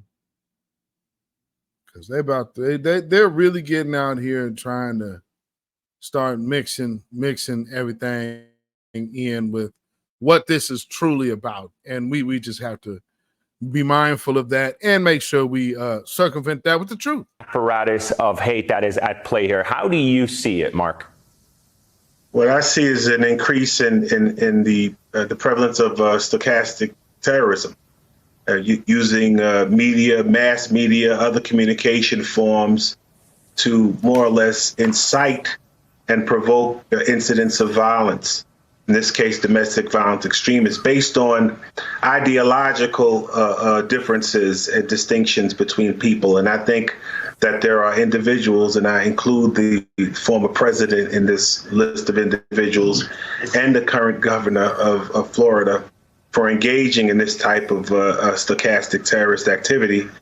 And that will continue until such time that the federal government, I guess, will step in and begin to more closely monitor and enforce these type of civil rights violations on the lower end, and outright terrorism that is plaguing many communities. And then we also have to be respectful and mindful that there are organizations out there who are paying close attention to what's going on and tried to warn us. Be mindful that in May, the NAACP issued a travel advisory for Florida, where they cited the open hostility towards African Americans, other people of color, and the LGBTQ community as one of their concerns, warning people about the current climate in Florida. So we just have to remain vigilant. There it goes. See? And so as y'all see already, black folks get killed. Here comes everybody to come get their piece in. And, and I guess how fitting it's actually on a weekend to where you already had some grifters coming over here trying to grift off of, and now you're hearing them talk about how they created the civil rights movement. I mean, that is where we're literally at with it now, family. You are hearing folks coming to, they are fat joeing civil rights. I mean, what's going on? So, family, I started with Al Sharpton, and I'm going to end with Al Sharpton. And here's this little interview while he wraps up, his weekend, because now he has to get a somber tune and find a way to pivot away from blatant anti-blackness, which, they were trying to do with the civil rights, the march that they were doing 60 years later, thing that they've been doing, and trying to incorporate all these other groups in. Now you again hear this story is cut and dry. There is no question about what this dude was, his intention was whatsoever. And, hey, it is what it is. But nonetheless, let's play a little bit of this. We are all looking at another situation of hate with the automatic and semi-automatic guns to be able to execute what your hate drives you to doing. You can't look at the hate crime and not also bring in the fact that we're still allowing these kind of weapons to be available to people that not only are engaged in hate, but as we are beginning to learn. Negro, what are you talking about? What does anti-black violence have to do at all with this gun violence thing you're talking? What are you talking about?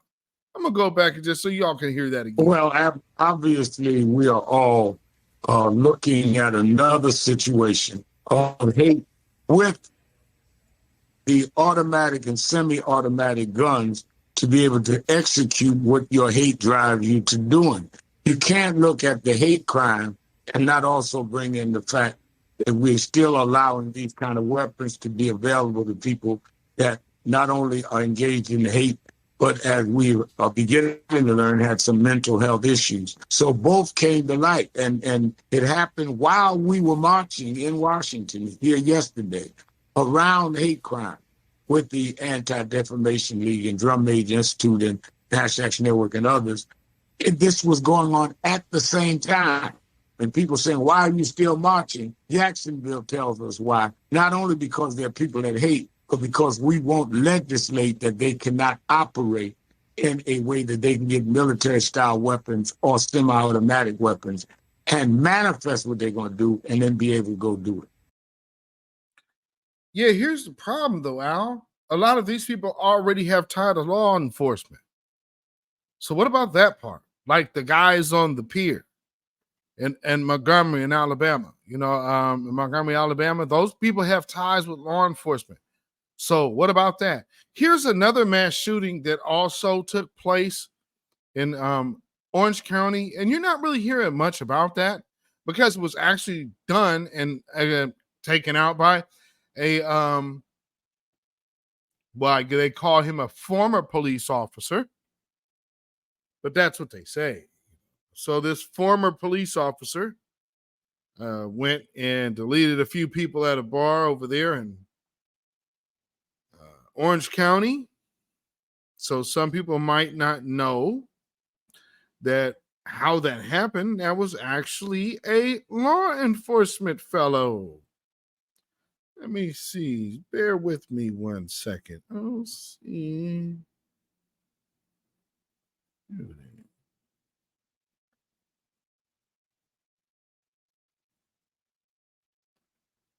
Yeah, okay. Yeah, hold on real quick. Let me read this for y'all.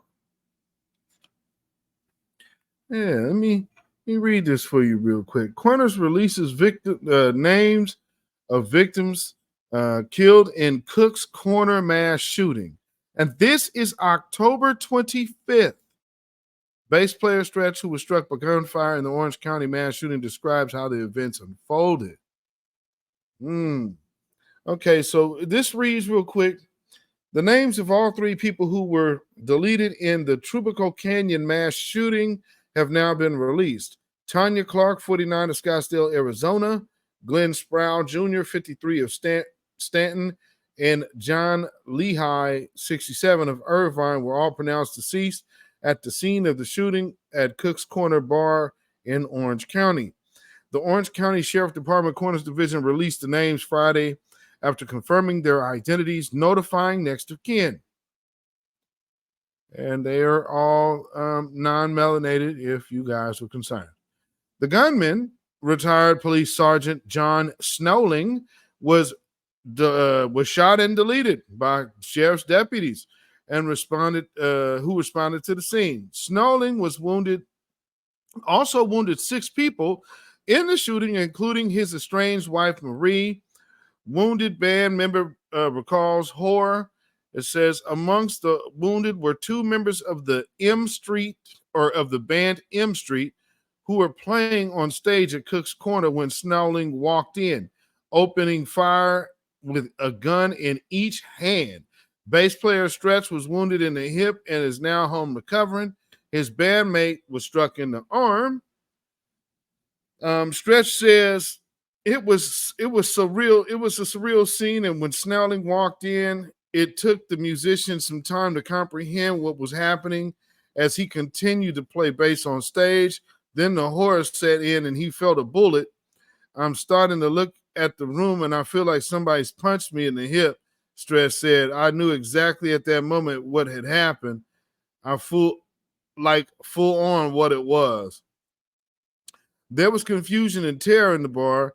He first ran outside, but then at one point heard gunfire out there. So he ran back inside the bar and hid. At that point, he recalled he picked up the bar stool thinking he would attack the shooter if he came back inside.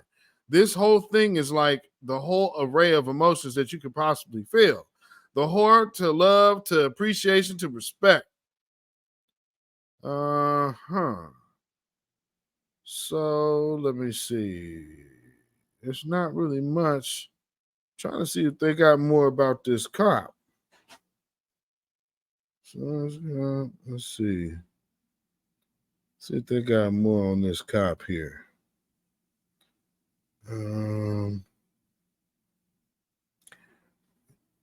Okay, so yeah.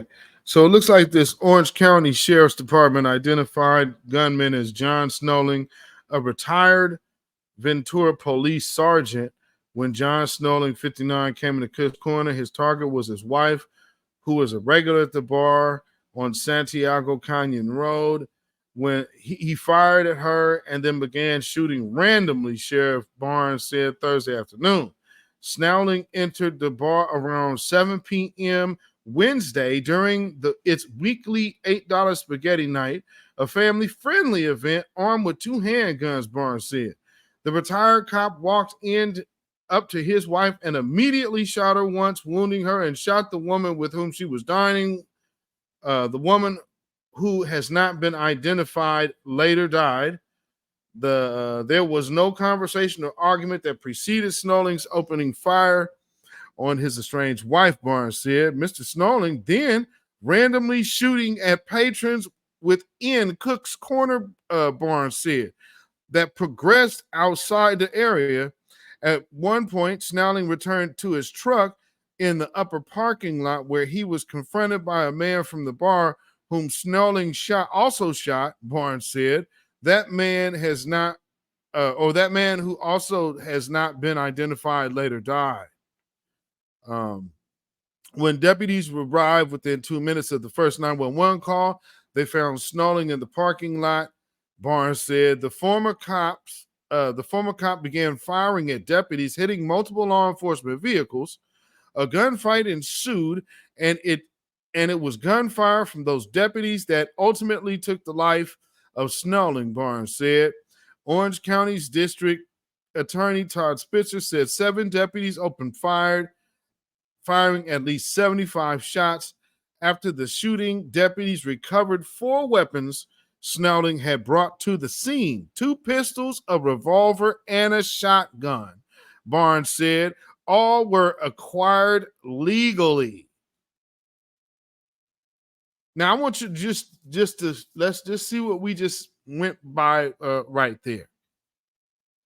After the shooting, deputies recovered 4 weapons Snowling had brought to the scene: 2 pistols, a revolver, and a shotgun. Not an AR-15, and he still was able to wreak havoc. Not to mention, he's ex-law enforcement.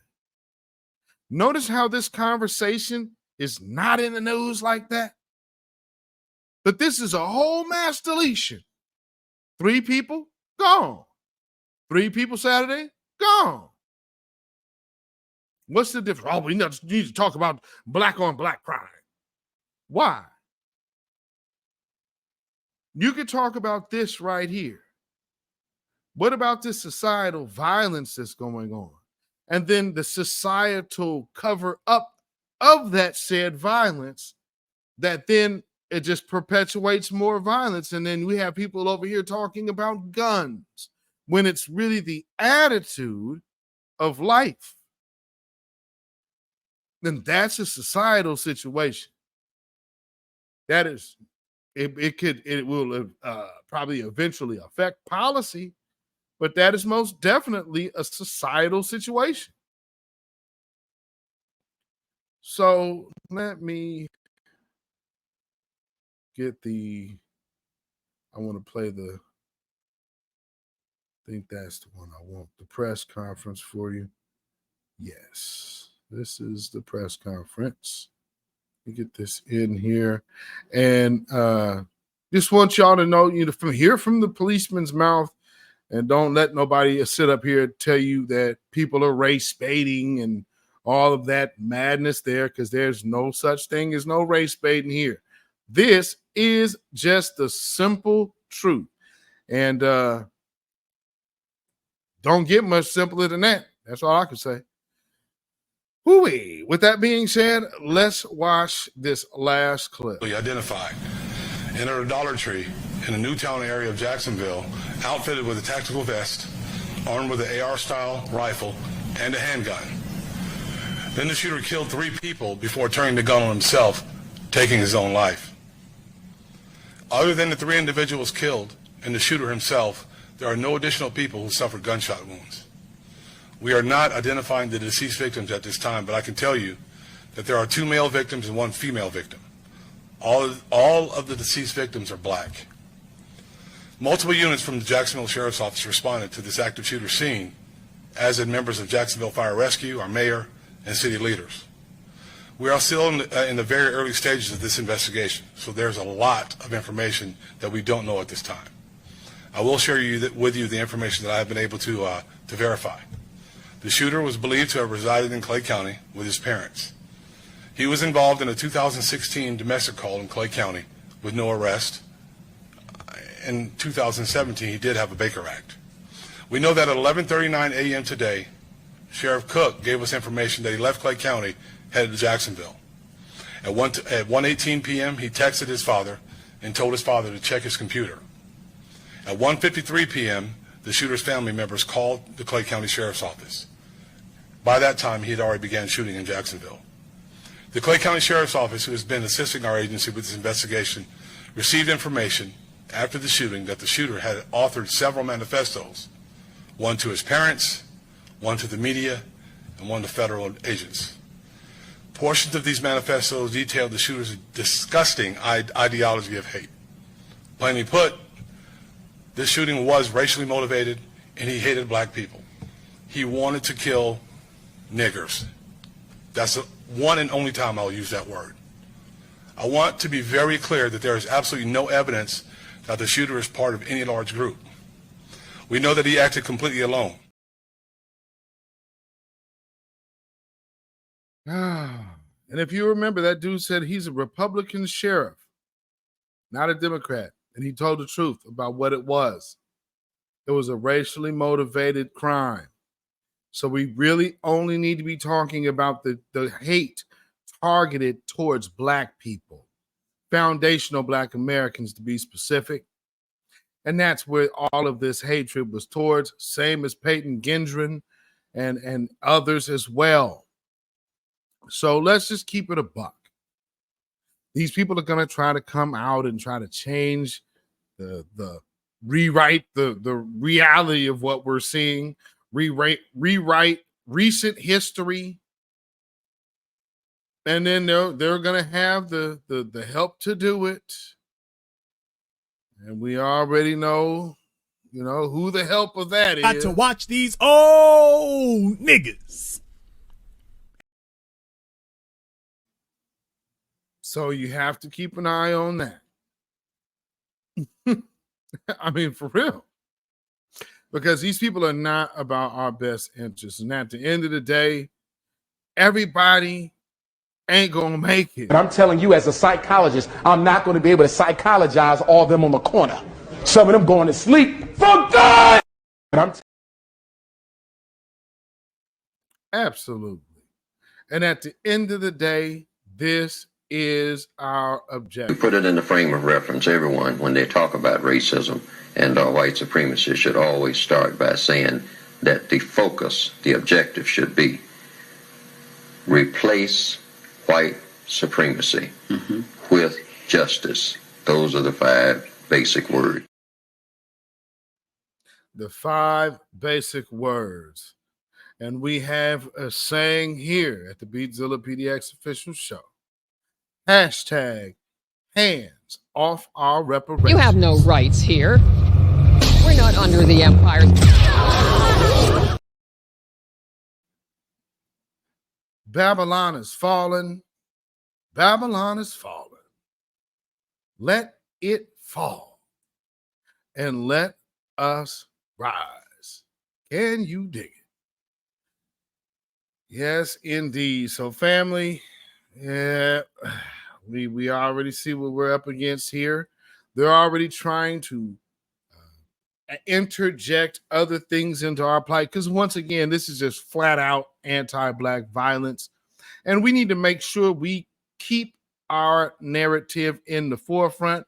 Do not let it get its smoke screened by these old Negroes and all of these other shields and all these other groups that are trying to latch on to the momentum of Black empowerment all of a sudden, and then trying to say, oh, well, wait, all these civil rights retreads are, hey, what about these guys? And then all the people that came in the door with them, let's bring them all in. No, no, no, no, no. Why do you think Jonathan Greenblatt wants to be co-chair of a civil rights movement?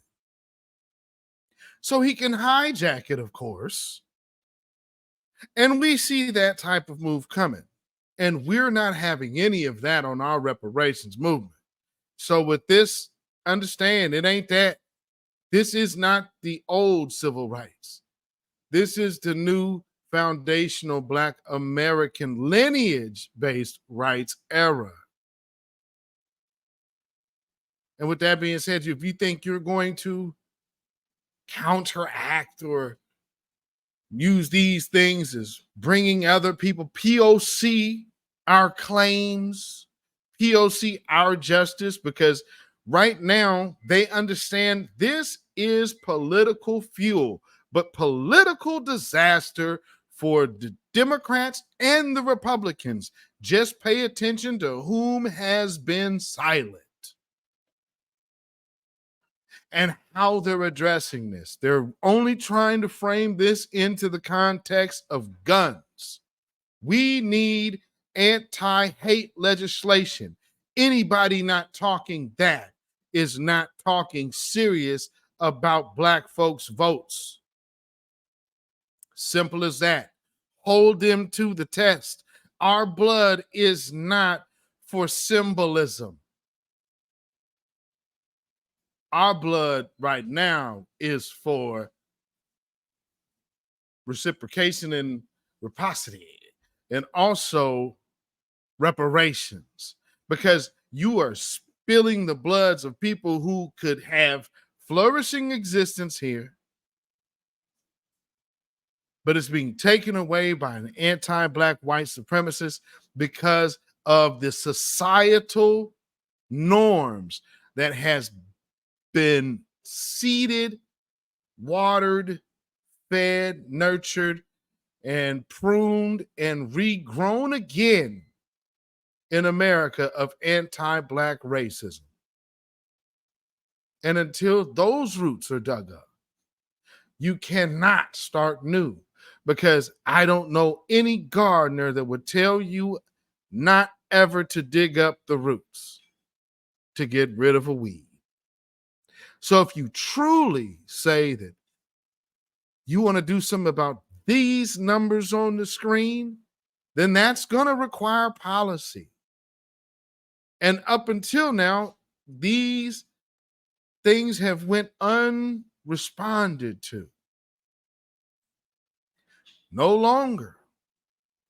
But we, of course, know that there are going to be people that are charged with getting us back on the plan and program of benign neglect.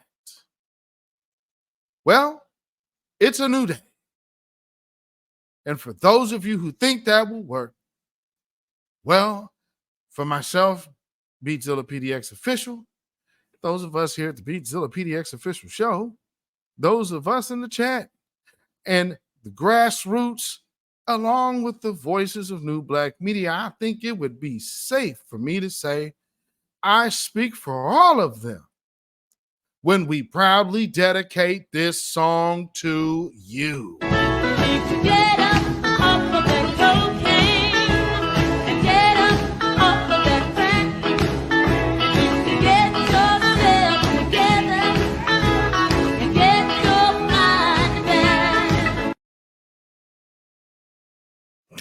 Yes, indeed, family. You can follow me on Instagram, Facebook, and Twitter at beatzillapdx.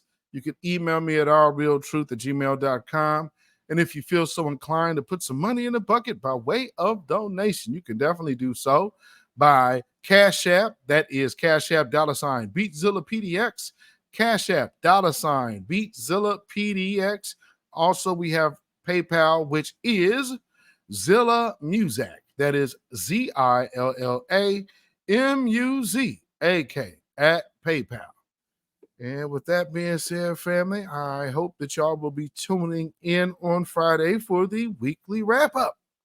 And, boy, I'm sure this week's news is going to be even more of a doozy, as we've already seen how this is going. You know? So with that being said, thank y'all for tuning in for the midweek report. And this is also / the news break mashup, as we've been doing here lately. And so I will see y'all on the weekly wrap up. Y'all stay black, stay vigilant, stay alive. Black first, black first, black first. Shalom, y'all. When you know who Satan is, yes, sir, you don't have to kill him. No. The stone of truth. Yes. See, that's what you throw. Yes, right. Allah says, had we wished to take a pastime from before, surely we would have done it. Nay, we cast truth at falsehood till we knock out its brains. Every one of you that knows the truth, stand up and tell it from the mountaintop. Black people can't take it no more. So wherever you are, on the job, in the factory, I don't care where you are. If you know the truth, stand up on the truth and tell Satan, who the hell are you to try and pick my friends? Farrakhan is God's man, and you are from the enemy of God. So to hell with you. Stand up on it like a man.